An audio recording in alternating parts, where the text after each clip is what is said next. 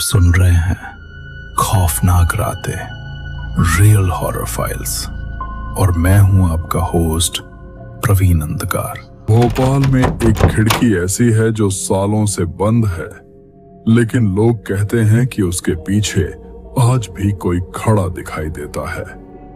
पुराने भोपाल की तंग गलियों के बीच खड़ा शौकत महल दिन में जितना खूबसूरत दिखाई देता है, रात में उतना ही डरावना लगता है। पुराने शहर के लोग कहते हैं कि महल की सबसे ऊपर वाली बंद खिड़की में आज भी एक औरत दिखाई देती है। सफेद कपड़े, लंबे बाल और बिल्कुल शांत चेहरा। कई लोग इसे सिर्फ अफवाह मानते हैं, लेकिन कुछ लोग दावा करते हैं कि उन्होंने अपनी आंखों से उसे देखा है। साल 2014 में फैज नाम का एक लड़का भोपाल में फोटोग्राफी सीख रहा था। उसे पुरानी इमारतों और हॉन्टेड जगहों की तस्वीरें लेना बहुत पसंद था। उसके दोस्त हमेशा उसे रात में पुराने शहर में घूमने से मना करते थे, लेकिन फैज ऐसी बातों पर विश्वास नहीं करता था। एक रात उसने तय किया कि वह शौकत महल की रात वाली तस्वीरें लेगा। उसने सुना था कि महल की ऊपर वाली खिड़की हमेशा बंद रहती है और रात में वहां कोई दिखाई देता है। उसे लगा लोग बस डराने के लिए कहानियां बनाते हैं। रात लगभग 12 बजे वह कैमरा लेकर चौक बाजार पहुंचा। पूरा इलाका शांत था। दिन में भीड़ से भरी रहने वाली गलियां खाली पड़ी थीं। कुछ दुकानों के शटर बंद हो रहे थे और दूर कहीं कुत्तों के भौंकने की आवाज आ रही थी। इकबाल मैदान के पास पहुंचते ही उसे हवा अचानक बहुत ठंडी महसूस हुई। सामने अंधेरे में शौकत महल दिखाई दे रहा था। टूटी खिड़कियां, पुरानी दीवारें और ऊपर घना सन्नाटा। फैज ने कैमरा निकाला और तस्वीरें लेना शुरू कर दिया। पहली फोटो सामान्य थी, दूसरी भी ठीक थी, लेकिन तीसरी फोटो लेते समय उसकी नजर ऊपर वाली बंद खिड़की पर पड़ी। उसे लगा जैसे वहां कोई खड़ा है। उसने कैमरे का झूम बढ़ाया। खिड़की के अंदर सच में एक औरत दिखाई दे रही थी। सफेद कपड़े, लंबे बाल और बिल्कुल स्थिर चेहरा। फैज पहले हंस पड़ा। उसे लगा कोई मजाक कर रहा होगा। उसने तुरंत फोटो क्लिक की। फ्लैश चमका और उसी पल खिड़की खाली हो गई। वहां कोई नहीं था। फैज कुछ सेकंड तक खड़ा रहा। तभी उसके कैमरे से टक टक टक जैसी आवाज आने लगी, जैसे कोई अंदर से शीशे पर उंगलियां मार रहा हो। तभी पास बैठे एक बूढ़े चौकीदार ने उसे आवाज दी। वह धीरे धीरे उसके पास आया और बोला, रात में यहाँ फोटो मत लिया करो। फैज मुस्कुराकर बोला, क्यों बाबा, भूत आ जाएगा क्या? बूढ़े ने उसकी आंखों में देखते हुए कहा, ऊपर वाली खिड़की कभी मत देखना। फैज थोड़ा असहज हो गया। उसने पूछा, वहां क्या है? बूढ़ा कुछ देर चुप रहा, फिर बोला, बहुत साल पहले उस कमरे में एक बेगम रहती थी। उसे महल से बाहर जाने की इजाजत नहीं थी। वह हमेशा उसी कमरे में बंद रहती थी। धीरे धीरे वह अकेलेपन में पागल होने लगी। कहते हैं एक रात उसने उसी खिड़की से कूदकर जान दे दी। मरने से पहले उसने कहा था, मैं यहां से कभी नहीं जाऊंगी।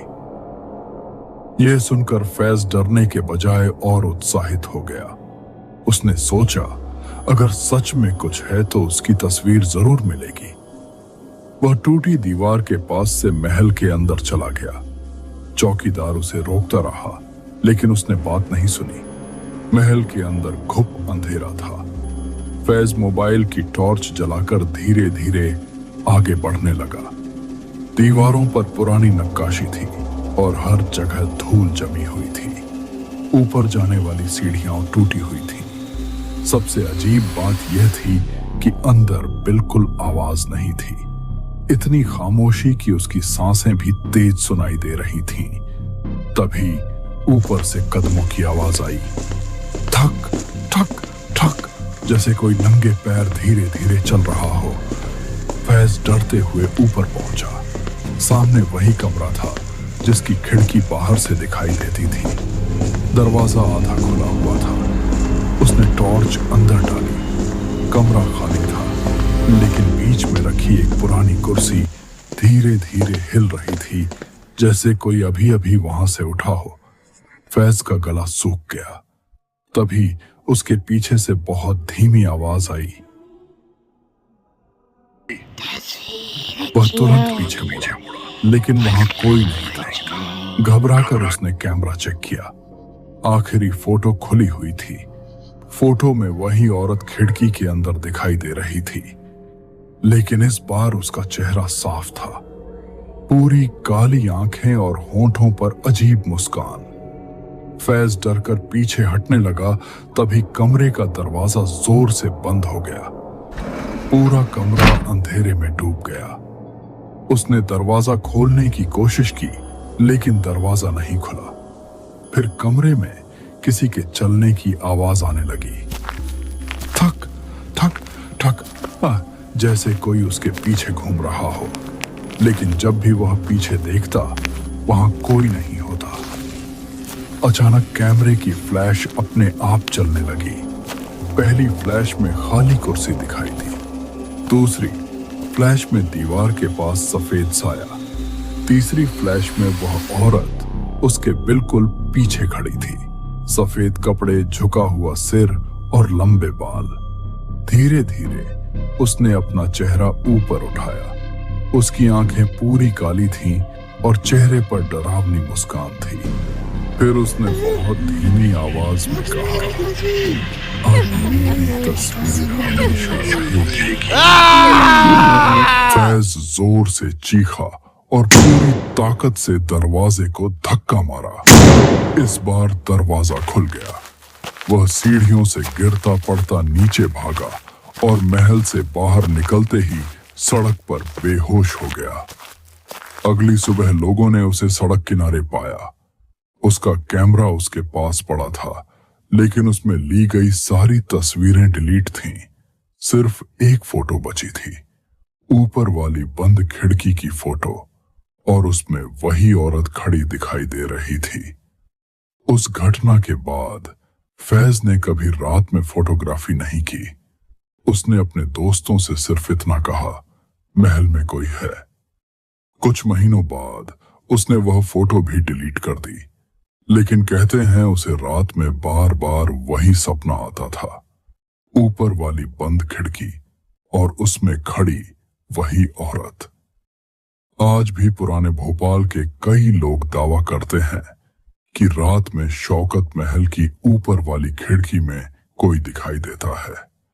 कुछ लोग कहते हैं कि अंदर से कदमों की आवाज आती है। कई लोगों के फोन और कैमरे अचानक बंद हो जाते हैं।